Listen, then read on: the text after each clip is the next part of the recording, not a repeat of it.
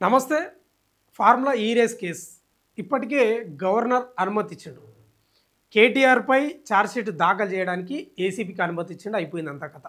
ఆ కేసు వివరాలు కూడా మీకు అందరికీ తెలుసు. ఏం కేసు, ఏం కథ అనేది గతం నుంచి వింటూనే ఉన్నారు. మేము చెప్తూనే ఉన్నాం. అంతా అయిపోయింది. గవర్నర్ అనుమతి అయిపోయింది. ప్రాసిక్యూషన్ మొదలు పెడుతుంది ఏసీబీ. ఇక కోర్టులో విచారణ కొనసాగుతుంది. ఇక కథ ఏందో తెలుస్తుంది. అయితే ఇప్పుడు లేటెస్ట్‌గా ఒక న్యూస్ కూడా వచ్చింది. ఫార్ములా ఈ కేసులో ఏసీబీ రిపోర్టు నిందితులు వీరే. ఆ నిందితులు ఎవరో ఒకసారి మనం చదువుదాం. ఫార్ములా ఈ రేస్ కేసులో ఏసీబీ ఫైనల్ రిపోర్టు బయటకు వచ్చింది. ఏ1గా కేటీఆర్, ఏ2గా ఐఏఎస్ అరవింద్ కుమార్, ఏ3గా బిఎల్ఎన్ రెడ్డి, ఏ4గా కిరణ్ మల్లేశ్వర్ రావు, ఏ5గా ఈ రేస్ కంపెనీ ఎఫ్ఈఓ పేర్లను పొందుపరిచిందంట. 2024 డిసెంబర్ 19న కేసు నమోదవ్వక ఈ ఏడాది సెప్టెంబర్ 9న ప్రభుత్వానికి నివేదిక పంపింది. కాగా ఈ కేసులో ఛార్జ్‌షీట్ నమోదుకు కేటీఆర్ ప్రాసిక్యూషన్కు అనుమతిస్తూ గవర్నర్ ఇటీవల ఉత్తర్వులు ఇచ్చిన విషయం తెలిసిందే. దాదాపు సంవత్సర కాలం నుంచి నడుస్తుంది అనుకోరాదు మాటల ఈ కేసు. ఇప్పటికే కేటీఆర్ను 4 సార్లు ఏసీబీ విచారణకు పిలిచి వాంగ్మూలాన్ని నమోదు చేసింది. ఐఏఎస్ అధికారి అరవింద్ కుమార్ను కూడా దాదాపు 5-6 సార్లు పిలిచింది.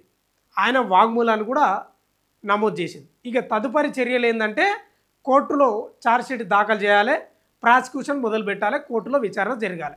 ఈ కేసు ఏం కథనో మీకు అందరికీ తెలుసు. నేను ఆ విషయాలు చెప్పదలుచుకోలేదు, ఇప్పుడు మాట్లాడదలుచుకోలేదు. ఎందుకంటే ఇదంతా తెలుసు మీకు. ఆ 54 కోట్లు విదేశీ కంపెనీకి ఫార్ములా ఈ కార్ రేస్కు సంబంధించి హెచ్ఎండిఏ అనుమతి లేకుండా ఆర్బీఐ రూల్స్ పక్కకు నూకి మంత్రివర్గ క్యాబినెట్ యొక్క ఆమోదం తెలపకుండానే ఇవన్నీ 54 కోట్లు అప్పనంగా కేటీఆర్ ఆదేశాల మేరకే అరవింద్ కుమార్ వాళ్ళకు అప్పచెప్పిండు అనేది ప్రధాన ఆరోపణ.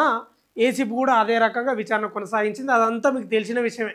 ఇప్పుడు ఏంది మాట్లాడుకోవాలి మనం? ఒకటే పాయింట్ అంటే కేటీఆర్ని అరెస్ట్ చేస్తే ఏం జరుగుతుంది అనేది పాయింట్. ఇప్పుడు ఇక ఆ కేసు వివరాల్లోకి నేను ఇంకేం పోను, ఇంకా అయిపోయింది. ఇక కేటీఆర్ను అరెస్ట్ చేస్తే ఏం జరగబోతుంది రాష్ట్రంలో?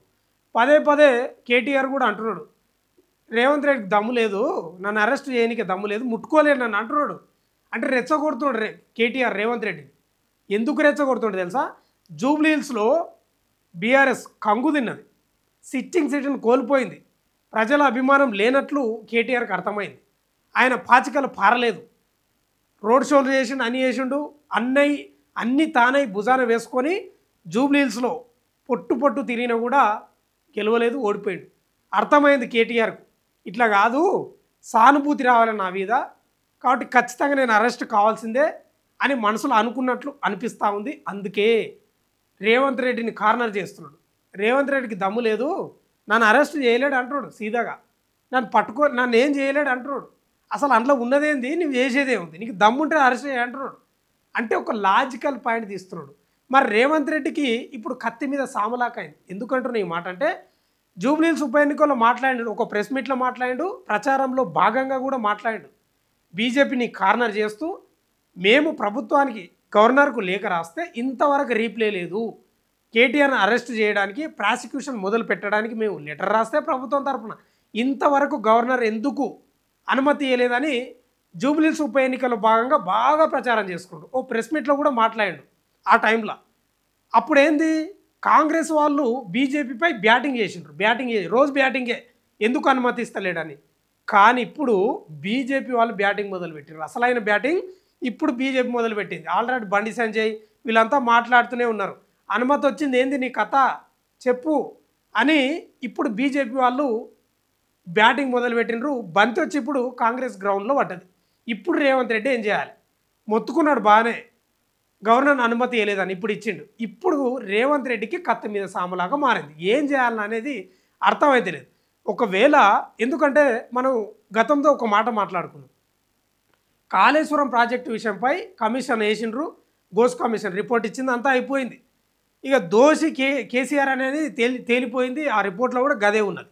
ఇక అందరూ ఏమనుకున్నారు, ఇక కేసీఆర్ని అరెస్ట్ చేపిస్తున్నాడు రేవంత్ రెడ్డి అనుకున్నాడు. కానీ మన చెరువుల చాపపిల్ల జారిపోయినాడు రేవంత్ రెడ్డి. భయపడ్డాడు. అందుకే కేంద్రానికి అప్పగించాడు, సిబిఐకి అప్పగించాడు. ఇక్కడ కేసీఆర్ని టచ్ చేస్తే, కేసీఆర్ను జైల్లో వేస్తే ఆంధ్రప్రదేశ్లో ఏం జరిగిందో ఇక్కడ కూడా అదే జరుగుతుందని రేవంత్ రెడ్డి అనుకున్నాడు కాబట్టే అది తెలిసి వచ్చింది కాబట్టే ఆ పాత తాలూకు జ్ఞాపకాలను గుర్తొచ్చినవో ఏందో తెలియదు కానీ కేసీఆర్ని టచ్ చేయలేదు. సింపుల్గా తీసిపోయి సిబిఐకి అప్పగించాడు. మరి ఇప్పుడు కేటీఆర్ వంతు వచ్చింది. మరి కేటీఆర్ని అరెస్ట్ చేస్తే రాష్ట్రంలో ఏం జరుగుతుంది? బీఆర్ఎస్కు సానుభూతి వస్తుందా? రేవంత్ రెడ్డి డ్యామేజ్ పడిపోతుందా? కాంగ్రెస్ పార్టీ తుడిచికి పెట్టిపోతుందా అనేది ఒక ప్రశ్నార్థకంగా మారింది. ఇది ఇప్పుడే రేవంత్ రెడ్డి ఆలోచిస్తున్న విషయం కూడా అదే. చాలామంది దగ్గర డిస్కషన్ చేస్తున్నాడంట. ఆల్రెడీ బీజేపీ బ్యాటింగ్ మొదలుపెట్టింది. ఇప్పుడు రేవంత్ రెడ్డికి నిద్ర పడతలేదంట. ఏం చేయాలి ఇప్పుడు నేను అనేది? అంటే మనం మాట్లాడుకుంటే కేటీఆర్ని అరెస్ట్ చేస్తే పెద్దగా అయ్యేది ఏం లేదు అనేది మనం మాట్లాడుకుంటున్న వాస్తవం. ఎందుకంటే కేసీఆర్ ఉన్నంత వరకు కేటీఆర్ ప్రాజెక్టు కాడు అనేది వాస్తవంగా తేలిపోయింది. జూబ్లీహిల్స్ ఉప ఎన్నికే దానికి నిదర్శనం. కేటీఆర్ అన్ని తానై నడిపించినా కూడా గెలవలేదట. సిట్టింగ్ సీటుని కోల్పోయింది. అంటే కేసీఆర్ ఉన్నంత వరకు కేటీఆర్ ప్రాజెక్ట్ అయ్యే అవకాశం లేదు. ఒకవేళ కేటీఆర్ అరెస్ట్ అయినా కొంత బీఆర్ఎస్ కార్యకర్తలు హడావిడి చేస్తారు తప్ప ప్రజల్లో అభిమానం ఏదో సానుభూతి వస్తుంది అనేది మాత్రం ఏం లేదన్నట్లే కనిపిస్తూ ఉంది. అందుకే కేటీఆర్ను రేవంత్ రెడ్డి పక్క అరెస్టు చేపిస్తాడు అనే వాదనలు కూడా బలంగా వినిపిస్తున్నాయి. అందుకే కేసీఆర్ను టచ్ చేయలేదు, కేటీఆర్ను టచ్ చేయబోతున్నాడు త్వరలో. ఇదే అంటే వాస్తవంగా కూడా రాజకీయంగా కాంగ్రెస్కు కానీ రేవంత్ రెడ్డికి కానీ పెద్దగా డ్యామేజ్ అయ్యే అవకాశాలు అయితే ఏం కనిపిస్తలేవు. ఇక కేటీఆర్ అయితే రెచ్చగొడుతున్నాడు రోజు. దమ్ముంటే అరెస్ట్ చేయి, దమ్ముంటే అరెస్ట్ చేయి, దమ్ముంటే అరెస్ట్ చేయి, నేను పోతా, స్లిమ్గా తయారేస్తా, పాదయాత్ర వేస్తా, నా తడాకేందో చూపిస్తానని రకరకాల సవాలు విసురుతున్నాడు. కానీ రేవంత్ రెడ్డి ఇక దానికి సిద్ధంగానే ఉన్నట్లు కనిపిస్తూ ఉంది. ఎందుకంటే పెద్ద ప్రజాభిమానం కలిగిన వ్యక్తిగా ఎవరు కేటీఆర్ ఏమో అనిపిస్తలేడు. ఎందుకంటే హరీష్ రావు కూడా ఉన్నాడు ప్రజాభిమానం వ్యక్తిగా. కేసీఆర్ ఉన్నంత వరకు క్రియాశీలకంగా రాజకీయాల్లో కేసీఆర్ ఉన్నంత వరకు కేటీఆర్ ప్రాజెక్టు కాడనేది మొన్న జూబ్లీహిల్స్ ఉప ఎన్నికల్లో తేలిపోయింది. ఇక నెక్స్ట్ రేవంత్ రెడ్డి ఏం చేయబోతున్నాడో మనం వేచి చూడాల్సిన అంశం అయితే ఉంది. ఇక చాలామంది మేధావులు కానీ కొంత సమాచారం వస్తున్నది ఏంటంటే ఖచ్చితంగా కేటీఆర్ అరెస్ట్ చేస్తాడంట. ఇప్పటికే బీజేపీ మాత్రం ఊరుకునే పరిస్థితి లేదు. చూద్దాం ఏం జరగబోతుందో. చూస్తూనే ఉండండి మన తొలి వెలుగు.